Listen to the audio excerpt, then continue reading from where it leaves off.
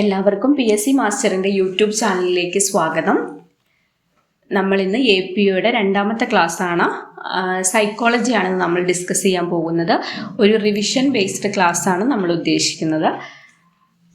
മനഃശാസ്ത്രം അഥവാ സൈക്കോളജി, മനോവിശേഷണത്തിൻ്റെ ഉപജ്ഞാതാവ്, ഏറ്റവും ഇമ്പോർട്ടൻ്റ് ആയിട്ടുള്ള ഒരു ക്വസ്റ്റ്യൻ ആണ് മനോവിശേഷണം അഥവാ സൈക്കോ അനാലിസിസ് തിയറി എന്ന് പറയുന്നത്. ഫാദർ ഓഫ് സൈക്കോ അനാലിസിസ് എന്നറിയപ്പെടുന്ന വ്യക്തിയാണ് സിഗ്മണ്ട് ഫ്രോയിഡ്. സിഗ്മണ്ട് ഫ്രോയിഡ് 1856 മുതൽ 1939 കാലഘട്ടങ്ങളിൽ ജീവിച്ചിരുന്ന ഒരു ഓസ്ട്രേലിയൻ ന്യൂറോളജിസ്റ്റ് ആണ് സിഗ്മണ്ട് ഫ്രോയിഡ്. അദ്ദേഹത്തിൻ്റെ ഏറ്റവും ഫേമസ് ആയിട്ടുള്ള ഒരു പുസ്തകമാണ് ഇൻ്റർപ്രിറ്റേഷൻസ് ഓഫ് ഡ്രീംസ് അഥവാ സ്വപ്നങ്ങളുടെ വ്യാഖ്യാനം എന്നുള്ളത്. അദ്ദേഹം രചിച്ചതിൽ ഏറ്റവും ഇമ്പോർട്ടൻ്റ് ആയിട്ടുള്ള ഒരു പുസ്തകമാണ്. സൈക്കോ അനാലിസിസ് തിയറിയെ മൂന്നായിട്ടാണ് അദ്ദേഹം തരം തിരിച്ചിരിക്കുന്നത്. ഒന്ന്, വ്യക്തിത്വത്തിൻ്റെ ചലനാത്മകതയെ സംബന്ധിച്ച സിദ്ധാന്തം, വ്യക്തിത്വ ഘടനയെക്കുറിച്ചുള്ള സിദ്ധാന്തം, മനോ ലൈംഗിക വികാസ സങ്കല്പങ്ങൾ എന്നീ മൂന്ന് രീതിയിലാണ് സൈക്കോ അനാലിസിസ് തിയറിയെ അദ്ദേഹം തരം തിരിച്ചിരിക്കുന്നത്. അതിൽ ആദ്യത്തേതിൽ അദ്ദേഹം പറയുന്നത്, ആദ്യത്തെ തിയറി കൺസെപ്റ്റായ വ്യക്തിത്വത്തിൻ്റെ ചലനാത്മകതയെ സംബന്ധിച്ച സിഗ്മണ്ട് ഫ്രോയിഡിൻ്റെ സിദ്ധാന്ത പ്രകാരം അദ്ദേഹം മനസ്സിൻ്റെ ഘടനയെ മൂന്ന് തലങ്ങളായിട്ട് തിരിച്ചിട്ടുണ്ട്. ബോധമനസ്സ്, ഉപബോധ മനസ്സ്, അബോധ മനസ്സ്. ബോധമനസ്സ് അഥവാ കോൺഷ്യസ് മൈൻഡ്, ഉപബോധ മനസ്സ് അഥവാ സബ് കോൺഷ്യസ് മൈൻഡ്, അബോധ മനസ്സ് അഥവാ അൺകോൺഷ്യസ് മൈൻഡ് എന്നീ മൂന്ന് തലങ്ങളായിട്ടാണ് അദ്ദേഹം തരംതിരിച്ചിരിക്കുന്നത്. അതിൽ അദ്ദേഹം പറയുന്നത്, ബോധമനസ്സ് എന്ന് പറയുന്നത് നമ്മുടെ നിത്യേന നമ്മൾ ഉപയോഗപ്പെടുത്തുന്ന ഓർമ്മകൾ ഉൾപ്പെട്ടിരിക്കുന്നതാണ് ബോധമനസ്സ്. എന്നാൽ ബോധം മനസ്സിലേക്ക് വേഗം കൊണ്ടുവരാൻ കഴിയുന്നതും എന്നാൽ പൂർണ്ണമായ ബോധമില്ലാത്തതുമായ കാര്യങ്ങളാണ് ഉപബോധ മനസ്സ് എന്നുദ്ദേശിക്കുന്നത്. അതുപോലെ മനസ്സിൻ്റെ ഏറ്റവും ആഴങ്ങളിൽ മറഞ്ഞിരിക്കുന്ന ഒരു തലമുണ്ട്, അതാണ് അബോധ മനസ്സ് എന്നുദ്ദേശിക്കുന്നത്. അതുപോലെ അദ്ദേഹത്തിൻ്റെ കൺസെപ്റ്റിൽ അദ്ദേഹം പറയുന്നത്, ഏറ്റവും വലുത് എന്നുദ്ദേശിക്കുന്നത് അബോധമണ്ഡലമാണ്, ഏറ്റവും ചെറുത് ബോധമണ്ഡലവുമാണ്. ഫ്രോയിഡിൻ്റെ അഭിപ്രായത്തിൽ ഏറ്റവും വലുത് അബോധമണ്ഡലവും ഏറ്റവും ചെറുത് ബോധമണ്ഡലവുമാണ്. സിഗ്മണ്ട് ഫ്രോയിഡിൻ്റെ അഭിപ്രായത്തിൽ അതുപോലെ വ്യക്തിത്വ വികാസത്തിനും മനസ്സിൻ്റെ സന്തുലനാവസ്ഥയ്ക്കും നിലനിർത്തുന്നതിനും ഒക്കെ വേണ്ടി വലിയ പങ്ക് വയ്ക്കുന്നതും അബോധ മനസ്സിലാണ്. സിഗ്മണ്ട് ഫ്രോയിഡിൻ്റെ മനോവിശേഷണ സിദ്ധാന്ത പ്രകാരം അദ്ദേഹം പറയുന്ന ഒരു കാര്യമാണ് പിന്നെ സ്ലിപ്പ് ഓഫ് ടങ്. അതിന് കാരണമാകുന്നതും അബോധ മനസ്സാണ് എന്നാണ് അദ്ദേഹം പറയുന്നത്. പിന്നെ സിഗ്മണ്ട് ഫ്രോയിഡ് നമ്മൾ പഠിച്ചു കഴിഞ്ഞ കാര്യമാണ്. സിഗ്മണ്ട് ഫ്രോയിഡ് എന്ന് പറയുന്നത് ഒരു ഓസ്ട്രേലിയൻ ന്യൂറോളജിസ്റ്റ് ആണ്, സൈക്കോ അനാലിറ്റിക് തിയറിയുടെ പിതാവാണ്. പിന്നെ അദ്ദേഹത്തിൻ്റെ ഏറ്റവും ഫേമസ് ആയിട്ടുള്ള പുസ്തകമാണ് ഇൻ്റർപ്രിറ്റേഷൻസ് ഓഫ് ഡ്രീംസ് എന്ന് പറയുന്നത്. അത് മറക്കരുത്. ഈ മൂന്ന് കാര്യങ്ങളും എന്തായാലും ഓർത്ത് വെക്കണം കേട്ടോ. പിന്നെ അദ്ദേഹത്തിൻ്റെ തിയറിയിൽ പരാമർശിക്കുന്ന മനസ്സിൻ്റെ മൂന്ന് തലങ്ങൾ, കോൺഷ്യസ്, സബ് കോൺഷ്യസ്, അൺകോൺഷ്യസ് മൈൻഡുകൾ, ഇത്രയും കാര്യങ്ങളും എന്തായാലും ഓർത്ത് വെക്കേണ്ടതാണ് കേട്ടോ. ഫ്രോയിഡിന്റെ വ്യക്തിത്വ ഘടനാ സിദ്ധാന്ത പ്രകാരം മനോഘടനയെ അടുത്ത മൂന്നായിട്ട് തരംതിരിച്ചിരിക്കുന്നത് ഈഗോ, സൂപ്പർ ഈഗോ എന്നീ രീതിയിലാണ്. ആദ്യത്തെ തിയറി പ്രകാരം അദ്ദേഹം തരംതിരിച്ചിരിക്കുന്നത് കോൺഷ്യസ്, സബ് കോൺഷ്യസ്, അൺകോൺഷ്യസ് എന്നുള്ള രീതിയിലാണെങ്കിൽ, വ്യക്തിത്വ ഘടനാ സിദ്ധാന്ത പ്രകാരം അദ്ദേഹം മനോഘടനയെ മൂന്നായിട്ട് തരംതിരിച്ചിരിക്കുന്നത് ഈഗോ, സൂപ്പർ ഈഗോ എന്നീ രീതിയിലാണ്. അതിൽ മെയിനായിട്ടും ഇതിൽ പറയുന്നത് ഭൗതിക സുഖതത്വത്തിന്റെ അനിഷ്ഠിതമായ മനോഘടനയാണ് ഇത്. ഭൗതിക സുഖം, സ്വാർത്ഥത എന്നിവ ഇതിന്റെ ശക്തിയാണ്. യുക്തിയും നീതിയും ഇല്ലാത്ത ഒരു മനോഘടനയാണ് ഇത് മനോഘടനയുടെ അധിവാസം കൂടുതലും അബോധ മനസ്സിലാണ്. ഇതിന്റെ ലൈംഗിക അഭിലാഷവുമായി ബന്ധപ്പെട്ട മേഖല ലിബിഡോ എന്നറിയപ്പെടുന്നു. മെയിനായിട്ടും ഓർത്ത് വയ്ക്കുക, ഭൗതിക സുഖ തത്വത്തിന് അനിഷ്ഠിതമായ മനോഘടന ഏതാണ്? ഇതാണ്. ഭൗതിക സുഖം, സ്വാർത്ഥത എന്നിവ ഉൾപ്പെട്ടിരിക്കുന്ന മനോഘടന ഏതാണ്? ഇതാണ്. യുക്തിയും നീതിയും ഇല്ലാത്ത മനോഘടന ഏതാണ്? ഇതാണ്. അതൊക്കെയാണ് ഇതിൽ പ്രധാനമായിട്ടും നമ്മൾ ഓർത്ത് വെക്കേണ്ട കാര്യങ്ങൾ. അതുപോലെ ലൈംഗിക അഭിലാഷവുമായി ബന്ധപ്പെട്ട ഒരു മേഖലയാണ് ലിബിഡോ എന്നറിയപ്പെടുന്നത്. ഇത്രയും കാര്യങ്ങൾ ഇതിൽ ഓർത്തു വെക്കാം. ഈഗോയിലേക്ക് വരികയാണെങ്കിൽ മനുഷ്യ മനസ്സിന്റെ പോലീസ് ഫോഴ്സ്, വ്യക്തിത്വത്തിന്റെ സംരക്ഷകൻ എന്നിങ്ങനെയൊക്കെ അറിയപ്പെടുന്നതാണ് ഈഗോ. സിഗ്മണ്ട് ഫ്രോയിഡിൻ മനോഘടനയെ 3ആയി തരംതിരിച്ചതിൽ ഈഗോ അറിയപ്പെടുന്നതാണ് മനുഷ്യ മനസ്സിന്റെ പോലീസ് ഫോഴ്സ്, വ്യക്തിത്വത്തിന്റെ സംരക്ഷകൻ എന്നിങ്ങനെയൊക്കെ അറിയപ്പെടുന്നതാണ് ഈഗോ. ഈഗോ എന്ന് പറയുന്നത് ഒരു പോസിറ്റീവായ ഒരു മനോഘടനയാണ്. ഇതിനെ നിയന്ത്രിക്കുന്ന ഒരു positive മനോഘടനയാണ് ego actually.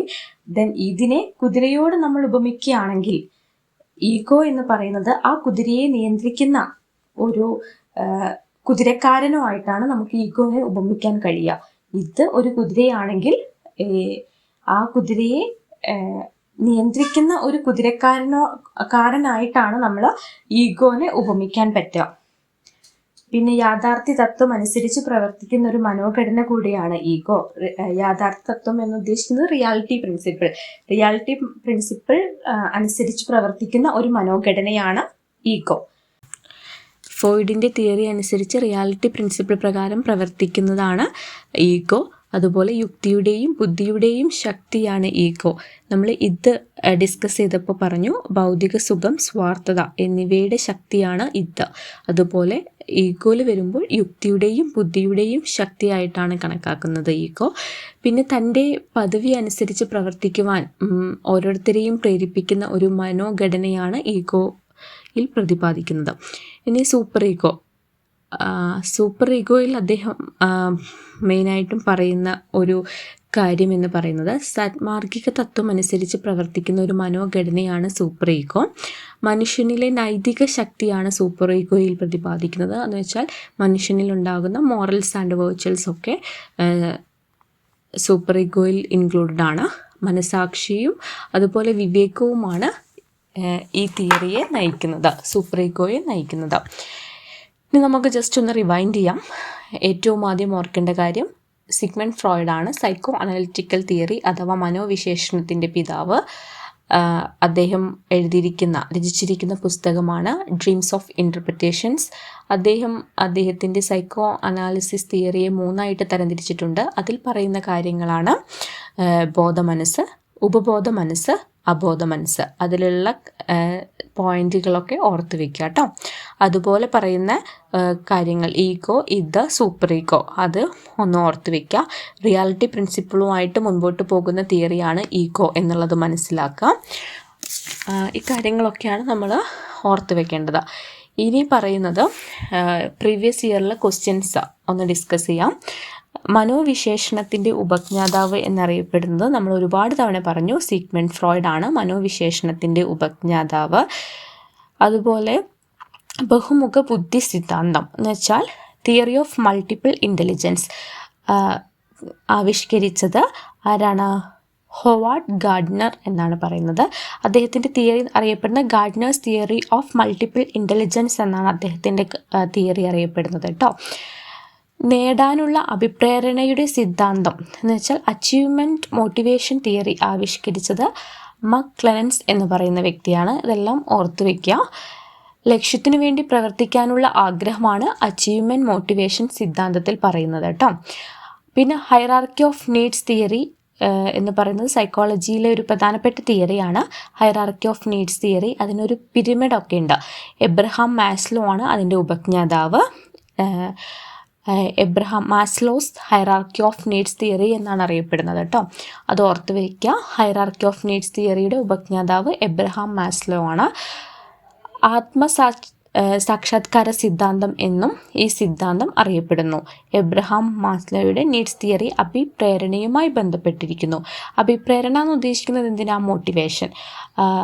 മാസ്ലോയുടെ needs theory മോട്ടിവേഷനുമായിട്ട് ബന്ധപ്പെട്ടിരിക്കുന്നു.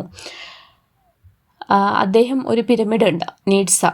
അദ്ദേഹത്തിൻ്റെ നീഡ്സ് തിയറിയിൽ, ഹൈറാർക്കി ഓഫ് നീഡ്സ് തിയറിയിൽ മെയിനായിട്ട് പറയുന്ന 5 പോയിന്റുകളാണുള്ളത്. ഒന്ന്, ശാരീരിക ആവശ്യങ്ങൾ. എന്നുവെച്ചാൽ സെൽഫ് ആക്ച്വലൈസേഷൻ എന്നാണ് നമ്മൾ പറയുന്നത്, ശാരീരിക ആവശ്യങ്ങൾ. അതുപോലെ എസ്റ്റീം, സ്വയരക്ഷയുമായി ബന്ധപ്പെട്ട ആവശ്യങ്ങൾ. എസ്റ്റീം അത് വെച്ചാൽ നമ്മുടെ റെസ്പെക്റ്റ്, സ്റ്റാറ്റസ്, ഫ്രീഡം അതെല്ലാം അതിൽ ഉൾപ്പെടുന്നതാണ്.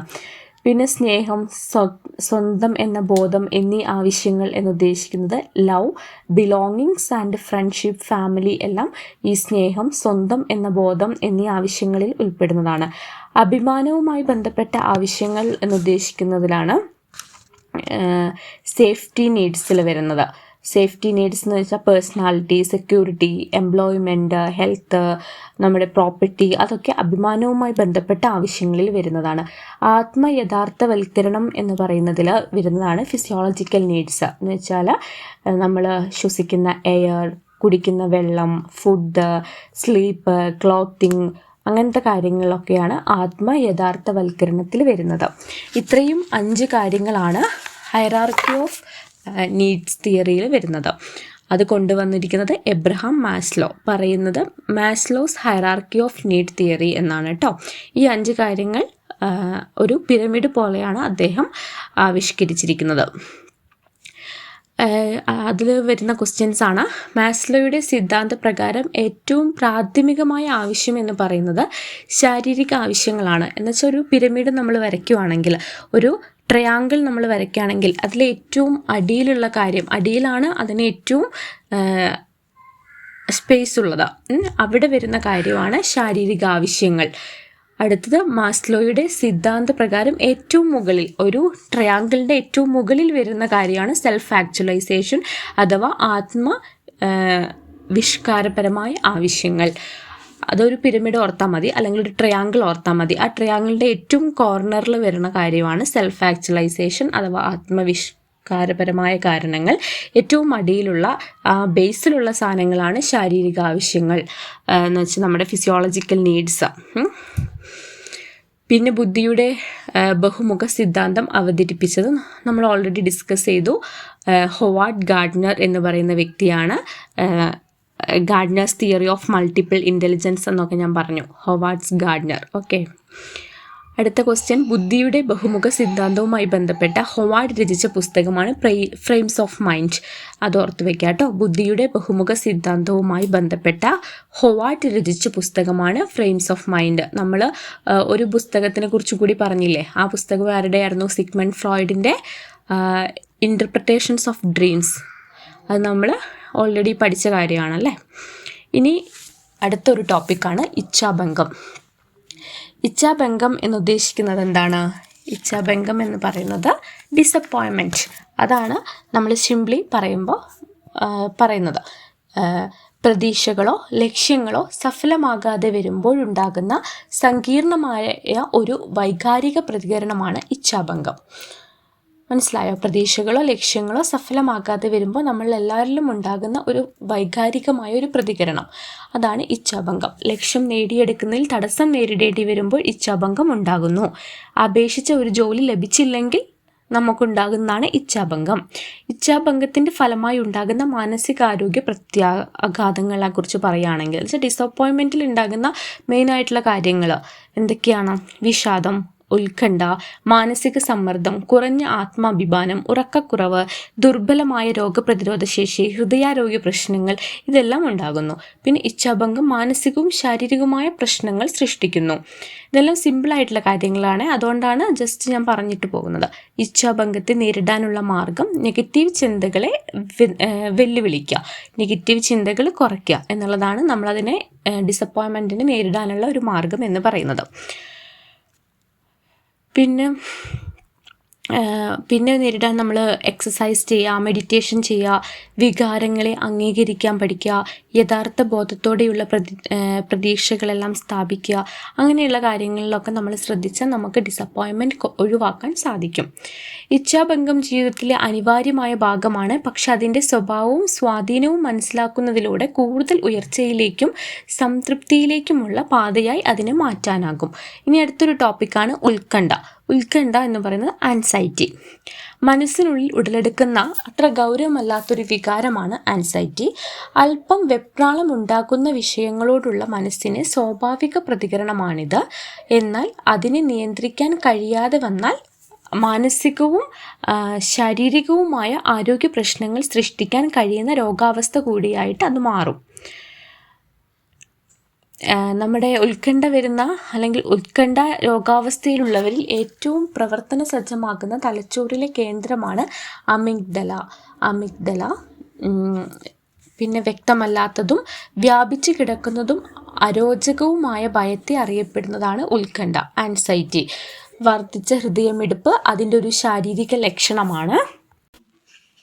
ആൻസൈറ്റിന്ന് മെയിനായിട്ടും ചോദിക്കാവുന്ന ഒരു ക്വസ്റ്റ്യൻ എന്ന് പറഞ്ഞാൽ എന്താണ് ആൻസൈറ്റി? ദൈനംദിന സാഹചര്യങ്ങളെക്കുറിച്ചുള്ള തീവ്രവും അമിതവുമായ ആശങ്കയും ഭയവുമാണ് ആൻസൈറ്റി എന്ന് ഉദ്ദേശിക്കുന്നത്. ഒരിക്കലും അതൊരു രോഗലക്ഷണമല്ല എന്ന ബോധ്യപ്പെടുത്തലാണ് അങ്ങനെയുള്ളവർക്ക് ആദ്യം നമ്മൾ നൽകേണ്ടത്. പിന്നെ ഉത്കണ്ഠയെ ഉണർത്തുന്ന ടൈപ്പിലുള്ള കഫീൻ പോലെയുള്ള, കോഫിയിലൊക്കെ അടങ്ങിയിരിക്കുന്ന കഫീൻ പോലെയുള്ള പാനീയങ്ങൾ ഒഴിവാക്കാൻ ശ്രമിക്കുക. പിന്നെ നല്ല ഉത്കണ്ഠ വരുന്ന സമയത്ത്, നല്ല ആൻസൈറ്റി വരുന്ന സമയത്ത് നമ്മൾ ബ്രീത്തിങ് എക്സസൈസ്, മെഡിറ്റേഷൻ അങ്ങനത്തെ കാര്യങ്ങളൊക്കെ ചെയ്യാൻ ശ്രദ്ധിക്കുക കേട്ടോ. സ്ട്രെസ് ഹോർമോൺ എന്നറിയപ്പെടുന്നത് കോർട്ടിസോൺ ആണ്.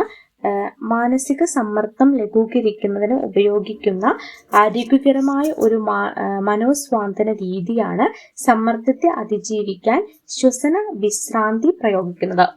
ഒരു ബ്രീത്തിങ് എക്സസൈസ് എന്നാണ് ഉദ്ദേശിക്കുന്നത് കേട്ടോ.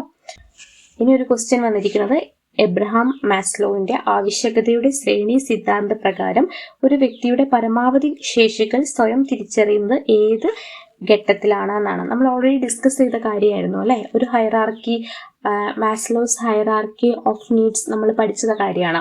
അതിൽ ഏറ്റവും മുകളിലുള്ളത് ഞാൻ ഓൾറെഡി പറഞ്ഞായിരുന്നു, ഒരു ട്രയാങ്കിൾ നമ്മൾ മനസ്സിൽ വിചാരിക്കുകയാണെങ്കിൽ അതിൽ ഏറ്റവും മുകളിലുള്ള കാര്യമാണ് സെൽഫ് ആക്ച്വലൈസേഷൻ.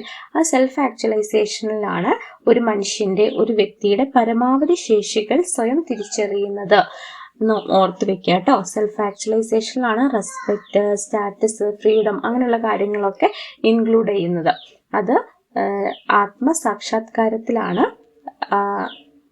ഒരു വ്യക്തിയുടെ പരമാവധി ശേഷികൾ സ്വയം തിരിച്ചറിയുന്നത് എന്ന് മനസ്സിലാക്കുക കേട്ടോ.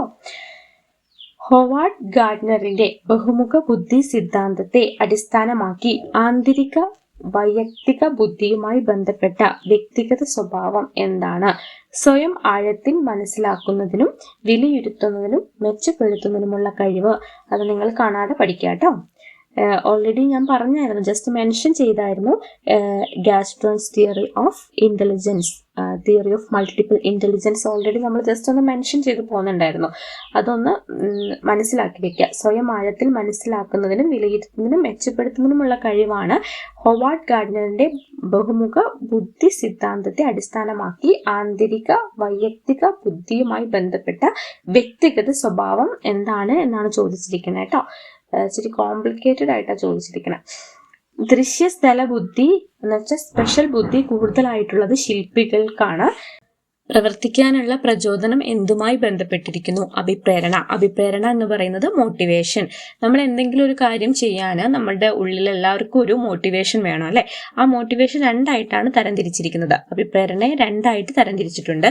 ഒന്ന് ബാഹ്യമായ അഭിപ്രേരണ, ഒന്ന് ആന്തരിക അഭിപ്രേരണ. അതില് ആന്തരിക അഭിപ്രേരണ എന്ന് പറയുന്നത് നമ്മുടെ ഉള്ളിൽ നിന്ന് തന്നെ നമ്മൾ മനസ്സിൽ എനിക്കത് വേണം എന്ന് വിചാരിച്ച് നമ്മളായിട്ട് തന്നെ ഒരു കാര്യം ചെയ്യുവാണെങ്കിൽ അത് നമ്മൾ സെൽഫ് മോട്ടീവ് ആണെന്ന് പറയും. അതാണ് ആന്തരിക അഭിപ്രേരണ എന്ന് പറയുന്നത്. ബാഹ്യമായ അഭിപ്രേരണ എന്ന് പറയുന്നത് നമ്മൾ മറ്റുള്ളവരുടെ ഒരു ഇതിന് വേണ്ടിയിട്ട്, ബഹുമതിക്ക് വേണ്ടിയിട്ട്, മറ്റുള്ളവരെ കാണിക്കാൻ വേണ്ടിയിട്ട് അങ്ങനെ എന്തെങ്കിലും നമ്മളൊരു കാര്യം ചെയ്യുകയാണെങ്കിൽ അതിനൊരു ബാഹ്യ അഭിപ്രേരണ എന്നാണ് പറയുന്നത്. അതൊന്നും വന്ന ക്വസ്റ്റ്യൻസ് നമുക്ക് നോക്കാം. ബാഹ്യമായ ബഹുമതിക്ക് വേണ്ടി അല്ലാതെ വ്യക്തിപരമായ താല്പര്യം കൊണ്ട് ചെയ്യുന്ന പ്രവർത്തനങ്ങൾ ഏത് തരത്തിലുള്ള അഭിപ്രേരണയ്ക്ക് ഉദാഹരണമാണ്? ആന്തരിക അഭിപ്രേരണ. അടുത്ത ക്വസ്റ്റ്യൻ, ആന്തരിക അഭിപ്രേരണയ്ക്ക് ഒരു ഉദാഹരണമാണ് നല്ല മാർക്ക് നേടണമെന്ന് സ്വയം പ്രേരണ തോന്നി പഠിക്കുന്നു. അത് ആന്തരിക അഭിപ്രേരണയ്ക്ക് ഒരു ഉദാഹരണമാണ്. എന്നുവെച്ചാൽ സെൽഫ് മോട്ടീവായിട്ട് നമ്മളൊരു കാര്യം ചെയ്യുകയാണെങ്കിൽ അത് ആന്തരിക അഭിപ്രേരണയ്ക്ക് ഉദാഹരണമാണ്. ആന്തരിക അഭിപ്രേരണം കാരണമാണ് നമുക്കൊരു സംതൃപ്തി ലഭിക്കുന്നത്. അടുത്ത ക്വസ്റ്റ്യൻ വരുന്ന ബുദ്ധിശക്തിയുടെ ബഹുമുഖ സിദ്ധാന്ത പ്രകാരം നൃത്തം ചെയ്യുന്ന വ്യക്തികളിൽ ഏതു തരം ബുദ്ധിയാണ് മുമ്പിട്ട് നിൽക്കുന്നത്? ശാരീരിക ചലനപര ബുദ്ധി എന്നാണ് അതിനെ പറയുന്നത് കേട്ടോ. ഈ ബഹുമുഖ സിദ്ധാന്തം കണ്ടുപിടിച്ചത് ആരായിരുന്നു? നമ്മൾ ഓൾറെഡി ഡിസ്കസ് ചെയ്ത കാര്യമായിരുന്നല്ലോ ബഹുമുഖ ബുദ്ധി. ഹൊവാർഡ് ഗാർഡ്നർ എന്ന് പറയുന്ന വ്യക്തിയാണ് ഈ ബഹുമുഖ ബുദ്ധി സിദ്ധാന്തം കൊണ്ടുവന്നത് കേട്ടോ. അത് ഓർത്തു വെക്കാം. അയൽക്കാരനുമായി നിരന്തരമായി ഉണ്ടാകുന്ന സംഘർഷം ഏതുതരം മാനസിക സമ്മർദ്ദത്തിനാണ് ഉദാഹരണം? സാമൂഹികപരമായ ഒരു മാനസിക സമ്മർദ്ദമാണ് നമ്മൾക്ക് ഉണ്ടാകുന്നത്. അയൽക്കാരുമായിട്ട് എന്നും ഒരു കോൺഫ്ലിക്റ്റ് ഉണ്ടാകുമ്പോൾ നമ്മളിൽ ഉണ്ടാകുന്ന സാമൂഹികമായിട്ടുള്ളൊരു മാനസിക സമ്മർദ്ദമാണ്. അത് ഓർത്ത് വെക്കുക കേട്ടോ. മാനസിക സമ്മർദ്ദത്തിന്റെ അന്തർമുഖമായ ലക്ഷണം എന്ത്? ശ്രദ്ധ കേന്ദ്രീകരിക്കാനുള്ള ബുദ്ധിമുട്ടാണ് മെയിനായിട്ടും. എന്നുവെച്ചാൽ അറ്റൻഷൻ, നമുക്കൊരു അറ്റൻഷൻ ലഭിക്കാണ്ടിരിക്കുക എന്നുള്ളതാണ് നമുക്കൊരു മെന്റൽ പ്രഷർ അനുഭവിക്കുമ്പോൾ ഉണ്ടാകുന്ന മെയിൻ ആയിട്ടുള്ള ഒരു ലക്ഷണം എന്ന് പറയുന്നത്. അടുത്തൊരു ക്വസ്റ്റ്യൻ പറയുകയാണെങ്കിൽ ആക്രമണോത്സുക നിരീക്ഷണം വഴി പഠിക്കുന്നു എന്ന പരീക്ഷണത്തിലൂടെ സ്ഥാപിച്ച ഒരു സൈക്കോളജിസ്റ്റ് ആണ് Albert Bandura. Fight for flight response എന്നത് ഏതുമായി ബന്ധപ്പെട്ടിരിക്കുന്നു? മാനസിക സമ്മർദ്ദമാണ്. ബഹുമുഖ സിദ്ധാന്തത്തിന്റെ കൈനസ്തെറ്റിക് എന്നത് എന്താണ്? ശാരീരിക ചലനങ്ങൾ കഴിവോടെ നിർവഹിക്കുക എന്നാണ് അതിൽ ഉദ്ദേശിക്കുന്നത് കേട്ടോ. ഈ ബഹുമുഖ സിദ്ധാന്തം കുറച്ച് ക്വസ്റ്റ്യൻസ് അധികം വന്നിട്ടുണ്ട്.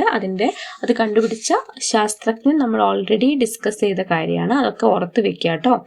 ആരായിരുന്നു അത് കണ്ടുപിടിച്ചത്? ഹൊവാർഡ് ഗാർഡ്നർ ആയിരുന്നു ബഹുമുഖ ബുദ്ധി സിദ്ധാന്തം കണ്ടുപിടിച്ച ശാസ്ത്രജ്ഞൻ. അതിൽ പറയുന്ന എല്ലാ ക്വസ്റ്റ്യൻസും നിങ്ങൾ റിവൈൻഡ് ചെയ്ത് ഓർത്ത് വെക്കുക കേട്ടോ. ആക്ച്വലി ഇതൊരു ക്ലാസ് ആയിട്ടല്ല നമ്മളെടുത്ത്, ജസ്റ്റ് ഒരു റിവിഷനാണ്. പ്രീവിയസ് ഇയർ ക്വസ്റ്റ്യൻസും എല്ലാം ഇൻക്ലൂഡ് ചെയ്തിട്ടുള്ള ഒരു റിവിഷനാണ് നമ്മൾ ഉദ്ദേശിച്ചത്. സൈക്കോളജി ആയതുകൊണ്ട് കൺസെപ്റ്റ് മനസ്സിലാക്കിയിട്ടില്ലെങ്കിൽ ക്വസ്റ്റ്യൻസ് പഠിക്കുമ്പോൾ കുറച്ച് ബുദ്ധിമുട്ടുണ്ടാകും. പക്ഷെ നിങ്ങളെല്ലാം ക്വസ്റ്റ്യൻസും റിവൈൻഡ് ചെയ്ത് കേൾക്കുക. എല്ലാവർക്കും അപ്പോൾ ഓൾ ദി ബെസ്റ്റ് കേട്ടോ.